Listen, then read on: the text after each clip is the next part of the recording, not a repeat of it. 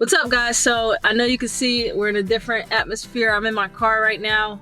It's not the best car in the world, but it is getting me by, my little Toyota, till I get my Tesla. But yeah, so today I'm just gonna take you guys along with me, and so you guys can get an inside scoop of what I do on a day-to-day basis. I'm gonna show you guys a property that I'm actually having an open house for. It's a newly renovated property, very beautiful, so stay tuned so you can check that out. But before we get into it, please go ahead and hit that like button, hit the subscribe button, and please hit the notification bell so you get notified when I drop the next video. On my channel, I talk all about real estate, investing, personal finance, and entrepreneurship. So if any of those topics interest you, definitely hit the notification bell so you know exactly when I drop the next video. So today I'm going to a property that I'm helping market with one of my partners, and basically it's a newly renovated property, very beautiful, in South Philadelphia. As you guys know, I am a licensed real estate agent in Philadelphia, and I'm an investor. But in this case, my partner actually was the one who renovated the property, and I'm just helping market it. So I'm gonna go there, kind of check everything out, see what I kind of need to know, check out the neighborhood, so I kind of have a good idea of what I can talk about at the open house. And yeah, so I'm just bringing you guys along for the ride. Hopefully you guys enjoy this video. And I'm just gonna kind of show you guys the behind the scenes of, being a real estate agent. So, I mean, today I woke up at 4:30. Or no, I think it was 5. I usually wake up at 5 every day, sometimes 4:30, but I usually try to wake up as early as possible to try to get a head start on the day. Now, one of the things that I really want to advise for you guys is to have a morning ritual. I call my morning ritual the Miracle Morning, and I actually learned it from a book called The Miracle Morning. But it really helped me be able to still have a form of personal development every morning and make sure I pretty much stay on track of my mental state.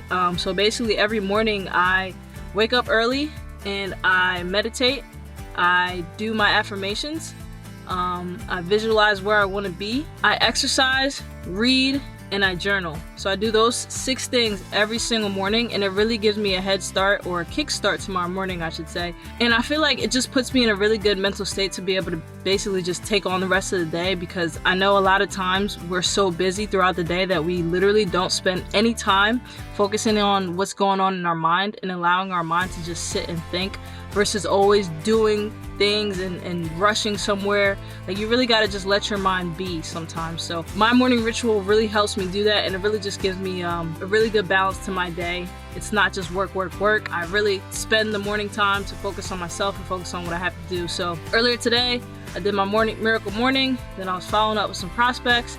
I actually was working on a deal over in Jersey, because I do investment deals in Jersey. So now I'm going to the property over in South Philly to just check everything out and see how it goes. So let's go. All right, so here it is. Let's check it out. Nice ceiling fan right here. Bathroom. All right. Very nice granite countertops. Nice deep sink.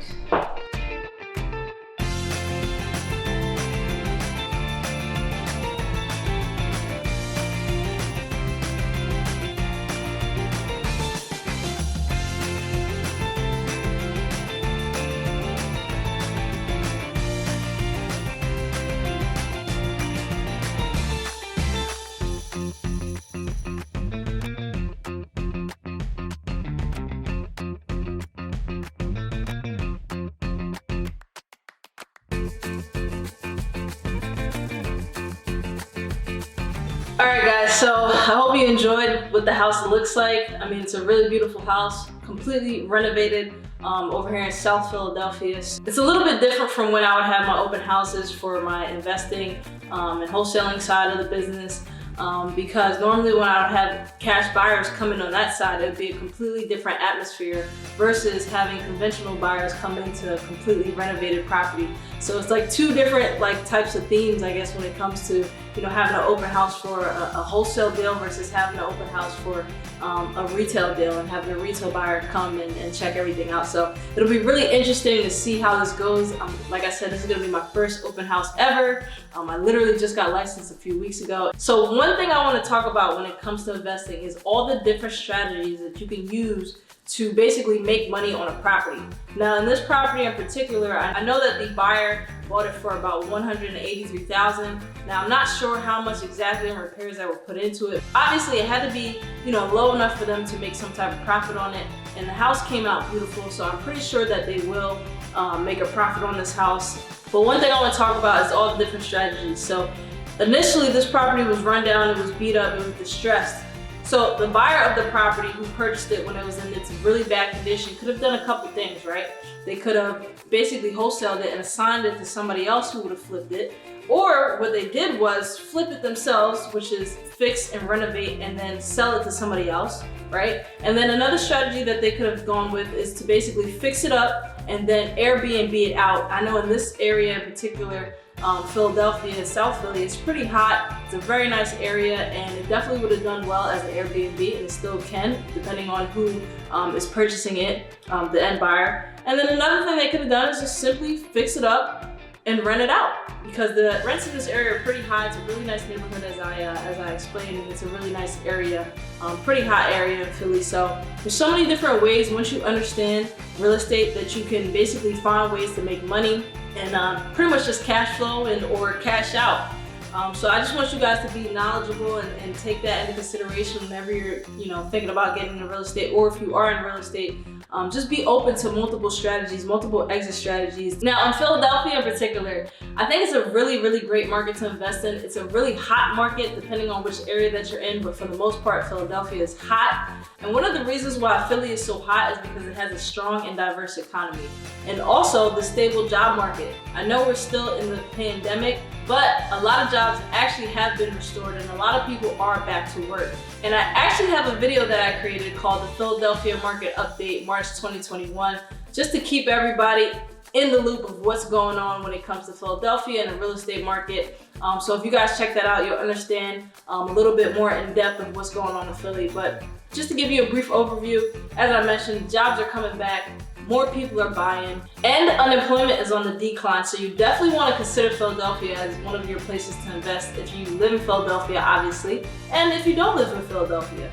Another reason why Philly is so hot is because of the population growth and the changing demographics. As I mentioned in my Philadelphia Market Update video, millennials are really buying up a lot of properties. 1/3 of the purchased homes in Philadelphia in 2020 was actually purchased by millennials. The city really attracts millennials because of the college presence and everything like that. I mean, the nightlife, obviously, and the job market. Another thing also is the housing affordability.